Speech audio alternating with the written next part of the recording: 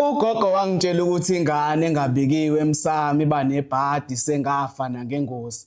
Kodwa kwenziwa kanjani uma kuwumndeni okucindezelayo uzama ngandlela zonke ukuqhelelanisa nedlozi.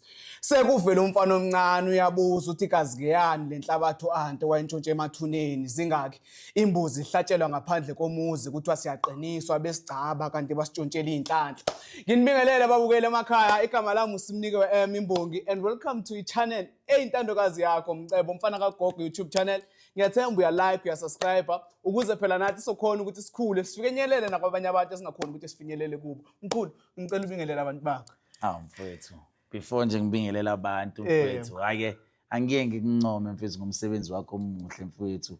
Yazi wena mfowethu ngendlela oyishaya ngayo lento uyatshengisa ukuthi samaZulu ave sinetalent mfowethu ngamagama. Sinobusoka siyinsizwa yayizinto engisho ngoba uma ubukusisa kahle mfowethu ngendlela oyibeka ngakhona mfowethu ukudlalisa amagama mfowethu ungathi udlala ngeinduku mfowethu hey cha leyo nto ijulile mfowethu kahle kahle iart mfowethu ikhona kuyo yonke indawo ngoba yabona nje leyo nto iart mfowethu ngiye ngibona icomment ke lapha ku YouTube thiwa ngenza umsebenzi omuhle ngokulanda lensizwa wena ngenxa yokuthini wena mfowethu ngenxa yokuthi ngithi mina mengilapha abantu ngokwamakhambi wena uba lapha ngamazi ngoba shuthi uthintekile lo muntu ngisho ukuthi uthintekile. Ngicela ukunibingelela ke bakwethu ke igama ngumcebo umfana kaGogo uMapholo kumashiya amahle ufuze fulela sengisho ninonyusa ninamaqadi ninafaka umuneni ninavuka nakho ifilanga amanye amadoda ibiya ngamahlahla nabiya ngeenkomo ngithi ke mina ko nompunyupunywana uphunyuka bemphethe uma favuke njengedangabala intombi zimbuka zihamba namasokazi awu badoda yahosha imamba yazi ke mfethu ke ngiyajabula mfethu mesiyilanda kanje ngoba isintu mfethu sibalekile kabuhlungu sibalekile isintu mfethu and kubalekile ukuthi siyiqhenye ngemvelaphi. Ukhuluma ngemvelaphi mkhulu yazi abantu abangayilahli imvelaphi yabo njengathi kanje siye sikholelwe kudluzi ukuthi yilo elizosilethela inhlahla futhi yilo lizosifikela entweni ezimbi. Manje kusuke sekwenze njani mawuthola ukuthi kuthiwe umuntu izinto zakhe azilungi ngoba nake idluzi lathwetshulwa kuyini ukuthwetshulwa kwedluzi mhlawumbe bese uyachaza ukuthi lithwetshulwa makwenze njani. Engakusho wena mfowethu esikhathini esiningi yona ikhona leyo mkhuba. Umkhuba. Yeah, iyo mkhuba mfowethu esikhathini esiningi ivamsilwe ukwenziwa abantu abafuna ukukhuphuka bodwa emndenini. Ngeke ngiphawule kakhulu ke mfowethu ke ngento yobumnyama. Okay. Kodwa ngolwami ulwazi mukusuke kuthwetshulwe idlozi lo muntu usuke ethathe idlozi walisebenzisa ukuthi kube yena yedwa elimsebenzelayo mfowethu esikhathini esiningi. So kunako ke futhi nakhona uthola ukuthi uma sekwenzile lokho amalungu omndeni angaphumeleli aphumelele yena yedwa mfowethu. So ukuthwebula kwedlozi ke mfowethu ngingasho ukuthi ke into ehambiselana ngaleyo ndlela mfowethu. Okay. Yeah. Kuyezwakala mkhulu. Yeah, and enye into engiyibukayo ke mfowethu mawusuke uthwebule idlozi angiboni ukuthi usuke mfowethu ulithathe wawulisebenzisa ngendlela enhle. Shuthi usulithathile wena wahamba waliguqula la yosebenza lobubunyama bakho ukuthi likwazi ukuthi licebise ngoba alikho idlozi mfowethu elingasebenzela wena wedwa ngendlela enhle.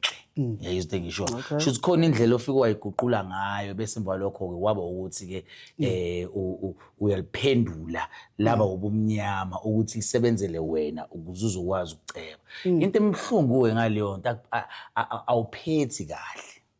Mawushona mengisho njalo mfethu mengithi awuphethi kahle akuhambi kuphele kahle ngawe ngoba kuzohamba kuhambe mfowethu kube khona la khona elinye lamanye amadlozi ngoba phela mfethu ukhumbule asibona abantu abazalwa idlozi elilodwa abaqhamuka edlozini elilodwa insila yethu ihlukahlukene ungaba nedlozi elila iduze ongaganga ngalo kodwa naleli dlozi leli linamadlozi nawo ayekholelwa kuwona yena so awukwazi-ke mfowethu ukuthi uma uthwebule lelo dlozi bese emva kwalokho kuphele kanjalo ngoba nalaba baba nolaka ukuthi ingane yethu ayisahleli nathi kuhanjiwe kwayoganga ngayo yayenziwa umkhovi oyenziwa isilwane esithize oyenziwa ini oyenziwa ini ingakho-ke mfowethu esikhathini esiningi abantu abasuke bethwele kungalasti kungahlali isikhathi eside.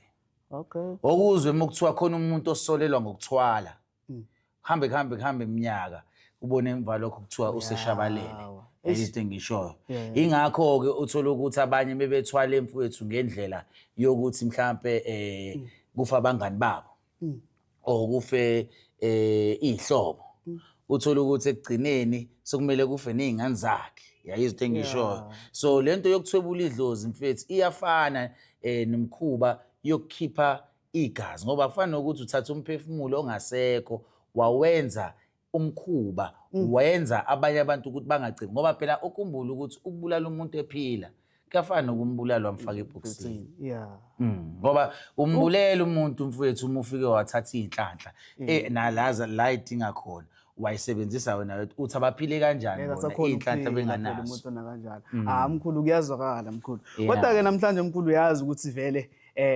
indaba yethu ila kuma testimony bengicela nje mkhulu sivele sibadonse sibeze ukuthi basiphatheleni phakathi vele singene phezukwa usho kanje wena imele uyilindele leyo mpilo yazi ngirede mina yazi wena mfethu uhlezi ungichallenge'a mfethu ngempi emnandi yazi ngirede lempi lena ke mfethu ke impi ehlula izinyanga eziningi mfethu impi ehlula izinyanga eziningi ingakisha isifuba ngoba siqale into abanye abantu abazosaba ukuyiqala nginqena ngisho nanokubiza amagama ngabe ngiyawabiza ngithi sibanibani enza nje phela ngabe uyisosele akifuni inkulumo nezimpi eziyanicessary kodwa phela ngibasabi bayazi nabo ngoba even noma kuthiwa bayangithumelela ngako konke abangithumelela ngako mina ngihlezi ngiviviwe ngikadiwe ngendlela zami yayizinto engishoyo i-intelligence into yami nje nangaphandle ukuthi ngine-security but nje i-intelligence into yami yayizinto engishoyo ngikhulele elokishini ngikhule nabafowethu ade bengadlala abanye abafana yayizinto engishoyo ngikhule mfowethu ngazi ukuthi mfowethu impilo ibukhuni imnandi muwenze njani yayizinto engishoyo so ngeke ngithi mengibuka amanye amadodo abanye abafana beza ngendlela engekho right bese kuyahlaleka nje kuthulakala ngoba kwayimina ngihlomile ngihlomile ukuthi angiphaphi kakhulu ngiveze ikhale ekhona mina muza kumina owazi ukuthi umuza ngendlela errong kumele uphathe noma isibhamu esikhulu ungezi ngoba ngiphathi mina esincane ngoba vele angiphathi esincane mfethu angiphathi nje esincane ngiphathi into yangempela ingadlangadla mfethu ayizwa into kodwa ke asingayi lapho mfethu asize laba bathini mfethu so lana ke sizothi nje testimony testimonies la asenze kanje nasho sibatshengise lapha mfethu ngicela ukuthi ubuke wena sibukeni lana sibuke ngingene mfethu ungangena futhi imnandi lento ngoba bebebuka lapha bayabona ukuthi angiboni ulokuqagela nje ulokuqagela bayabona ukuthi angiboni okay asenze njena ke sesifaka esikhonkosini asimuze usiphatheleni namhlanje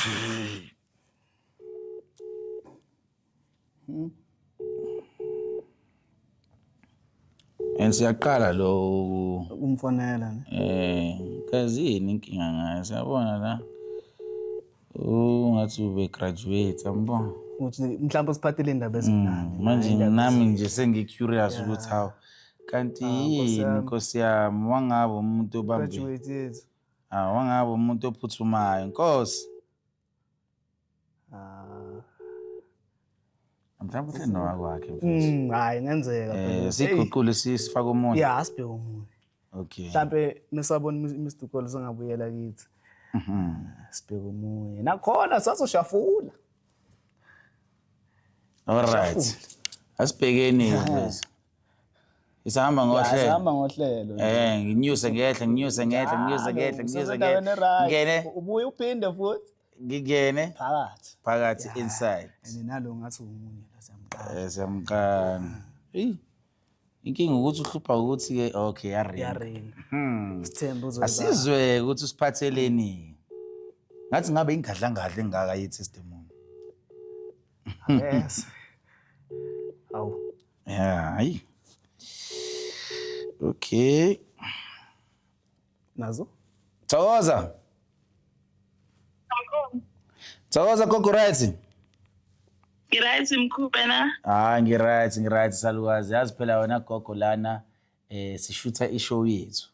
Shuthi njengoba shutha le show yethu wena gogo uke wasibhalela i-testimony phambilini. So ngithi ngikufonele wena salukazi namhlanje ngikutshela ukuthi ngicela nje ukuthi usithi halamuza ukuthi wathenga liphi ikhambi and futhi kukuhambela kanjani. Oh mkhaya ngaqala yini konje lesithombe. Oh isikhafulo. Isikhafulo sehamba yo. Uno ngathenga ibutho lothando. Yeah. Ngathenga sasho sama blesser. Pinky. Wabo. Wonke nje mkhulu. Wabo. Ahamba kahle nje. Yeah. Ngabe nami ku-interview. Awuphinde gogo ngathi ihlohlozile lapha. Awuphinde lapha gogo ngathi ihlohlozile. Ngase ngihlephelela umngani wami ilento i-pink water nesasho sama blesser nenyembezi enhliziyo. Yeah. Wangitshela ukuthi bamchasha same time. Wena suzobe inyanga wena. Kwenye indawo bathakaletha amaphepha akhe futhi manje kodwa sebamchashile kwenye indawo. Hayi gogo ngeke siyakubongela salukazi. Indaba ezimnandi lezo yazi. Kakhulu. Indaba ezimnandi. Indaba ezimnandi. Manje wena ke wasizakala ngayiphi indlela? Ngasizakala ngayo yonke mkhulu ngoba nesikhafulo naso sasebenza mkhulu. So sambuyisa ubaba wasekhaya wesehambeni. Angisazwanga lapha gogo uthi baba nebutho nalo futhi uthi ubaba wasekhaya wenze njani ngathi network yakuhlupha lapha. Uthi ubaba wasekhaya kwenzele njani yena? Yahlupha mkhulu. Wayesehambile mkhulu. Wabuya. Wasuyabuya ngesikhafulo. Manje nisandawonye nje. Sisandawonye mkhulu. Hawu gogo siyakubongela salukazi siyakubongela. Hey shuthi kahle indima esiyidlalile lana inkulu wena salukazi. Hey yazi ngiyajabula nesibambelelo. Yebo mkhulu. Manje ongichazela ke gogo ngoba ngiyazi abantu bafisa ukwazi ngesibambelelo ukuthi kuhamba kanjani. So unjani manje uqeda ukumsebenzisela isibambelelo ufike kwenzakalani?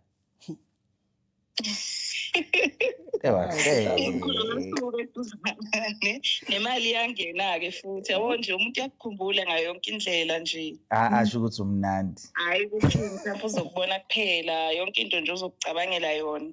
Konke uzobe ukudinga uzobe ukuthola akaresist lutho-ke futhi umuntu. Wakhala kanjani gogo ngalolu suku lufakile? Ngiyazi phela lento iyinkinga le. Wathi cishe wafa wacishomela inhliziyo. Ngendlela ayichama ngayo. Yebo. Ngiyazi kahle wena gogo ngiyayazi. Yabo njengoba ngisho kanje into engenza ukuthi ngikubuze kanje ngoba ngiyazi ngiyithake kanjani. Umuntu ukhalisa kwesihabhu lapha gogo. Ucishomela inhliziyo. Ngathi mina ayo indaba nje yafiwa. Uthi mthaqo. Hey gogo siyakubongela salukazi ngeindaba ezimnandi kanje yazi.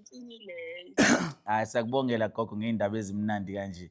Ngathi nje wena salukazi ngalike kuqhubeka njalo nibambisane nobaba wasekhaya kube mnandi kungabi khona futhi ingxabano nobuhixihixi sokukhulekisa wena gogo lapho kodwa ke phela mekuba khona inkinga phinde ungithinte wena gogo simsebenze somwashisa ipainting this time. Odaliyeza manje mkhulu vele ilento yini konje idliso leliya Lela ngaphansi. Yeza mkhulu. Yebo. Hayi wena gogo. Uyamqeda uyamquthula. Hayi wena gogo hayi kulungile salukazi siyajabula ukuthi sikhulumile nawe indaba ezimnandi lezi salukazi osinikeze zona ngoba nomlaleli olapho olapha ekhaya naye omsibukayo uyanethezeka uyaba nethemba futhi nakhona melalela indaba ezikanje. So sithi nje kuwena salukazi akulunge kukhanye kube mhlophe njengehlabathi zolwandle empilweni yakho yezwa. Amen. Thokoza salukazi. Siyabonga. Hayi uyezwa mfethu. Uyezwa mfethu. Angazi wena khona kunye ufuna ukukusho wena mfoka baba. Elesibambelele umkhulu ngizwa ukhala ukuthi indoda ikhalise kwesiqaphu. Yini kanti le oyifake lapha mkhulu ezokwenza amadoda. Ukhumbule bafo ukuthi izilwane ngiye ngifake lapha into yokuqala. Amafutha esibumbu sendlovu. Yayazi indlovu ifudumele kanjani? Ibonakala ifudumele vele. Yeah. Bese emva lokho ke kube khona amafutha esibumbu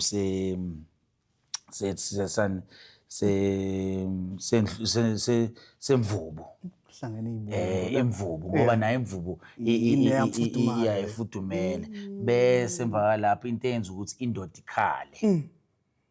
Ilamafutha enhlwathi ukhumbula ukuthi inhlwathi mike yabamba ithi ngqi ibambisiso nami ufika lapha uma ungena iyadripha awuyazi nawe ukhala igabishi uma ungena uyazi la kathi sesithakile lapho sakugcaba senza yonke into ufika ukhalise kwenkawu uphinde ukhalise kwesiqaphu uphinde ukhalise kwembuzi kanye mfoka baba angeke usamshiya hawo ngeke usamshiya bese ke emva lapho ngikushaya ngezinto zentando izona lezi ezimenza ukuthi umbone eselikethenga ke menzela izinto na yonke leyo ngoba uzwa nje kuvivizela ngaphakathi kuyena ejabulile mfowethu yeah mase yakwenye indawo phela angeke asa enjoy angithi phela ke isibambelelo sami futhi sinanomqala wofuthu ngoba if umuzohamba uyongena endaweni ongacushwanga kuyona ongabanga khona lo muthi ifika ipipi lakho libuyele emuva umuntu wesilisa umuntu wesifazane kuzongena enye indoda engabhilongi la into yakhe yena ifike ibe nokusaba kahle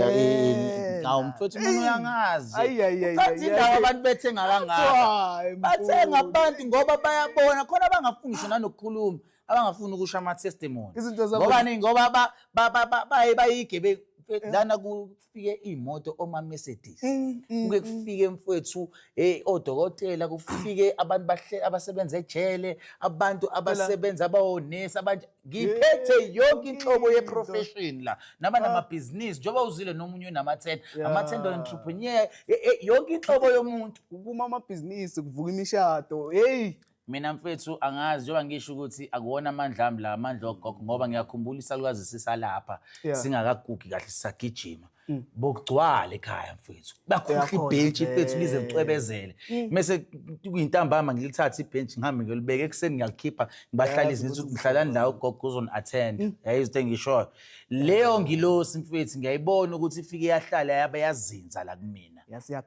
ngiyaphinda phindela mfethu abona ugogo wakushiya nefa mkhulu ukuze usijava methi cela ungipha ngazi sibuse sengiyophila nasingunaphakade bese njalo mfethu ngazuthi mina ngqo mfethu engivele ngijabule mfethu ingakho namhlanje sine-TV show engqanqayo kanje amandla ogogo mfethu ibona mfethu kumele sibabonge sibathakaselele phezulu ngoba ibona uNkulunkulu bethu ngoba sizikhuluma noNkulunkulu simcela ukuthi akahlale kuyidalwa bese emva lokho ihlala kuthina izinto engishoyo so nje mfethu angiboni ukuthi siyosheshe sishabalale thina ngaloko esikwenzayo umsebenzi lona obukwa abantu abadala bengasekho basho bathi izingane zethu ziyalwa ukuthi sishabalale asibanikeze amandla ukuze bezoqhubeka baye phambili usondela ke wena ke uthi uzophazamisa into yezalukazi namakehla uyothola usengozini thina sizona iqhwaga azona iqhwaga ingakho singama security asigade kube ngawe wena nje ngihleli ngedwa lana ama camera gadile i-security company ibuka kanje ukuthi ubani lo thinta ubani kanjani uyozwa wena yoshuma nganono ngalelo langa kodwa ke akusenani mfowethu munye mkhulu ngoba phela siyilandile indaba ke manje seziyeza khohle ukuthi abantu balindele ispecial baze bangikhuzeke na ku YouTube bathi mkhulu wehlisa ukukhuluma phela silinde ama testimony okay ke nayizo ke indaba enithandayo othi siphinde sithi kanti ngeke singabanikeza. Testimony ayipheli. Hayi sazobanikeza. Ayipheli mfethu, ayipheli. Ngicela ubuke lapha nayo. Ngiyehla. Ubuye ukhuphuke futhi. Ngiphinde ngikuphuke, ngiyithinte. Usungathinta futhi. Awuzweke? Nazo-ke phakathi. Phakathi inside. Inside. Simuzwe lo uthi. Okay, othi ngiqale ngiphuze kuqale ngoba tshela bezulu lo. Bantu Iyakhala. Oyaring. Yaringa uzomphendula manje. Naso. Okay. Ayicoshe.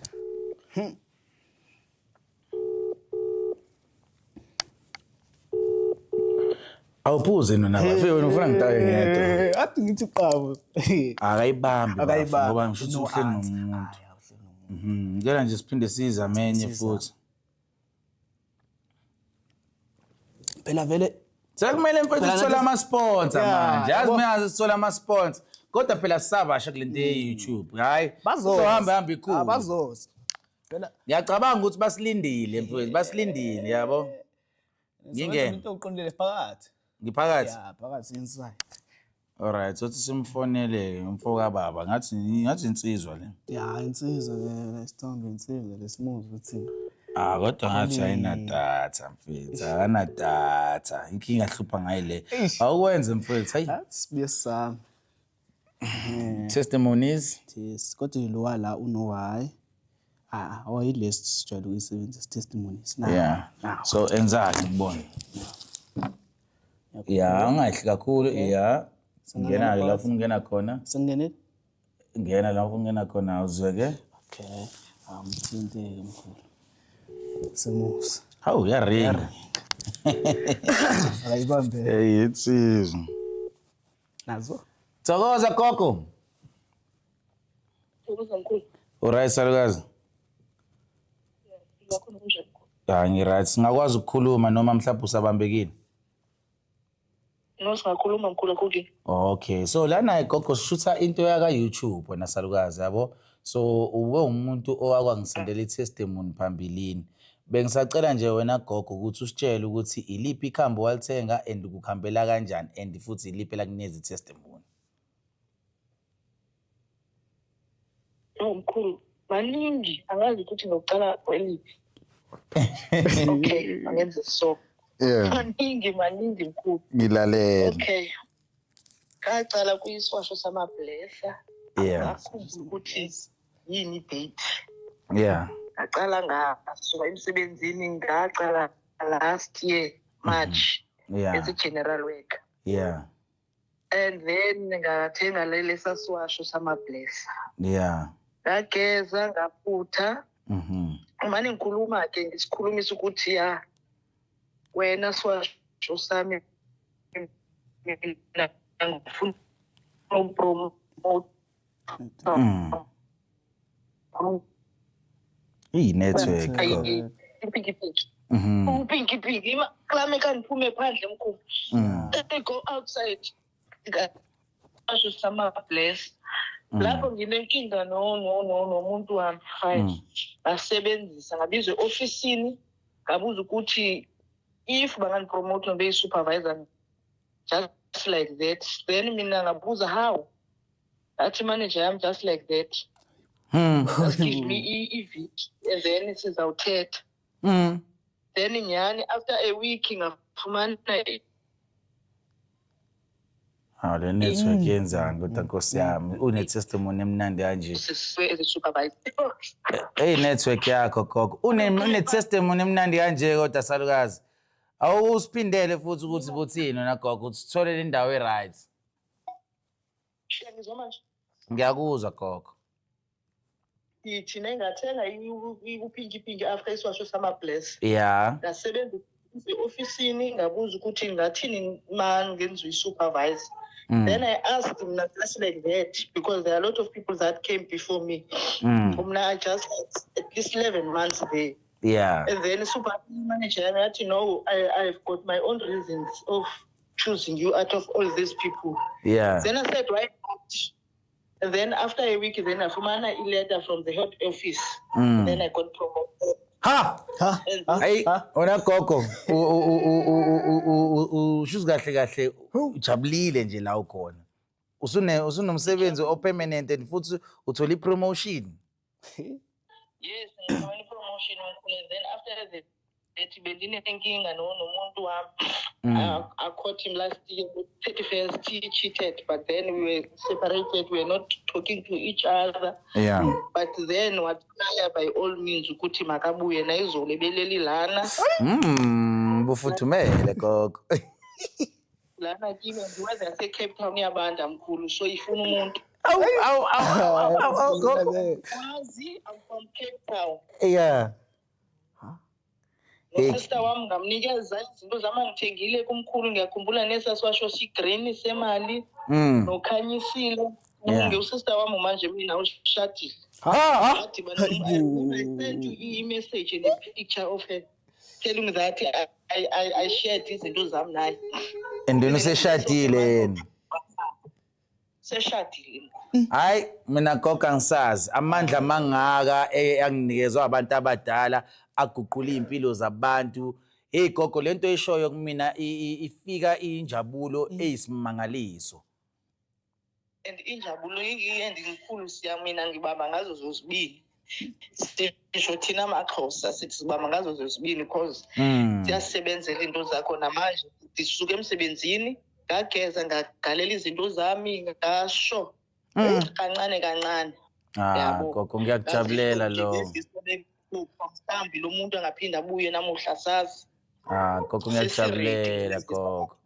Ngiyakujabulela salukazi ukuzwa lezo indaba salukazi. Hey inkosi kubusise wena gogo ikubambele njalo ukuthi wena gogo udlondlobala uye phezulu ngempilo ngoba shuthi kahle salukazi kuyatshengisa ukuthi kunezidalwa zakini ezayikade zayifisa ukuthi uyinake ngoba phela ukhumbula ukuthi uma usebenzisa izinkambi unokuzibukisa uthola ukuthi kade wagcina ukukhuluma nezidalwa and ukhumbula ukuthi futhi uma ungasakhulumi nezidalwa ziyaphenduka gogo zibe isichitho kuwena zikuphuca izinto. So salukazi lokho kwenzayo nje uyikhuthaza ukuthi ugeze ukhulume nabantu abadala kuyohlezi gogo ukuvulela inhlanhla izwa ngami mina ngiyazi ila ngikhona ngenxa yazo lezo zinto.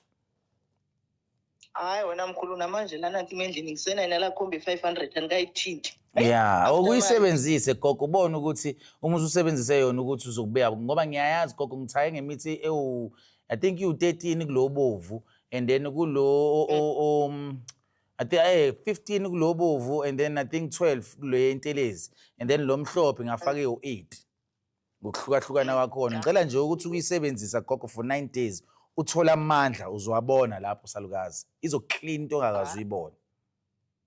Hayi zasebenzisa mkhulu khuleka ngizobuya ngiphinde ngikutshele ngithi mkhulu kwenzeka oku because yazi i-company yami like month end le ngisebenzelayo i-tender iyaphela but then we were asked ukuthi masifake izinto zethu to the new company so then baphinde bangithatha kuyona because first ngizo but it's the same position, same job, same responsibilities. It's just a company. It's only a company change. All right, gogo. Hayi ngiyakuzwa salukazi. Hayi ngiyakubongela gogo nathi sekumele sivale manje. Ngicela nje wena salukazi ukuthi usisholo nje amagama wodwa azokwazi ukuthi encourage umuntu obukayo lapha asho nayo ukuthi cha uyizwelile from week customer or from kwi-patients kamkhulu ade I-choose naye randomly yabo. So ngicela nje wena gogo ukuthi ube umuntu onikeza ithemba kwabantu ababukelayo lapha.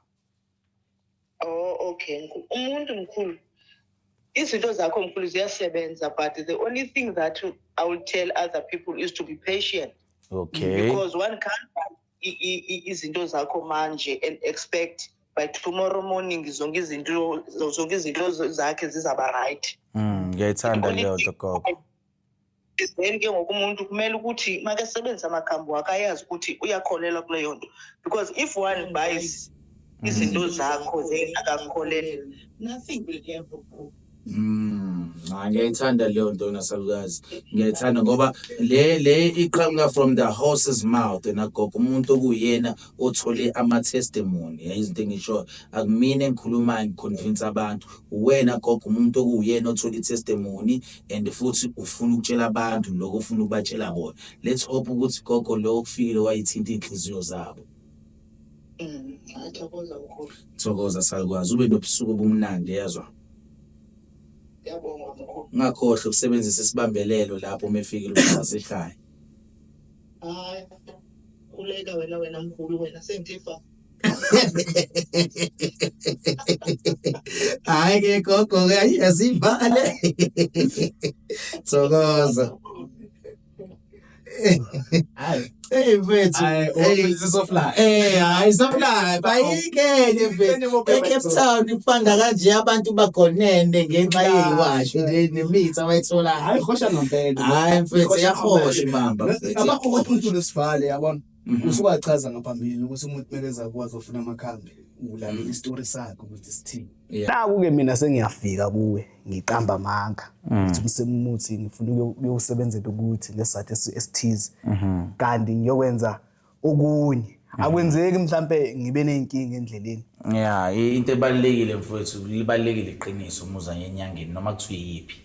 Yeah, ngoba uma uzofika uzoqamba amanga kuyidlozi lomuntu. Elinye liba nolaka lishaye, elinye liba nolaka liphuce kwayikona lokho sukunakho. Elinye liba nolaka ngendlela yokuthi wena mfowethu izinto zingakusebenzeli nje at all, yabo. So kuhle mfowethu ukuthi ngaso sonke isikhathi umuza endaweni enedlozi ube umuntu oba neqiniso ngaso sonke isikhathi. Iloko nje ngingakusho akukho kunye. Khula kuyezwakala. Yeah. Khulu asivale kodwa ngaphambi kokuthi sivale sihlezi kumele sibakhumbuze ukuthi kahle kahle utholakala kuphi kanjani ipeshili zihamba kanjani uyabona nje. Okay, so mina la ngitholakala khona mfuthu ukuqala before siyibheshelini. Ngitholakala eSoweto, eParamoli, eMadam Terrace. So phakathi eLaundry kuthiwa iLaundry iMadam Terrace. So lana ke wena mfowethu into eyenzakalayo kulaba abahlala ngaphandle kwaseGoli, abahlala eCape Town, Durban, PE, yabo zonke lezi ndawo ama province la ngaphandle siyabakhuriyela so umuntu senda imali yaka PEP it's either 110 or 60 rand, so 110 or 3 days or 60 rand or 7 days and then bese siyakukhuriyela into zakho.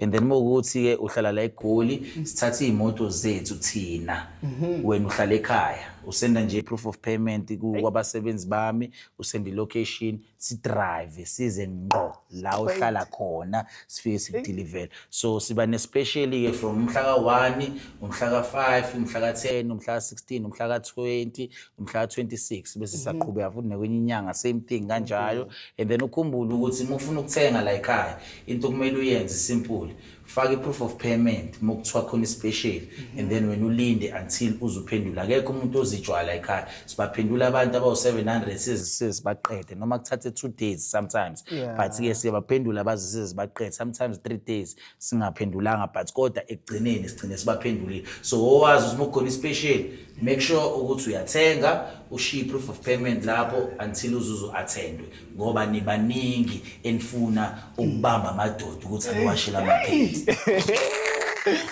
Uzwele na ungathi mawufaka iproof of payment ke bengaphenduli bese ucabanga ukuthi babalekile akho njalo usazophendulwa. Like, share, subscribe, comment until sihlangana episode elandelayo. Yeah. Thokoza. Thokoza.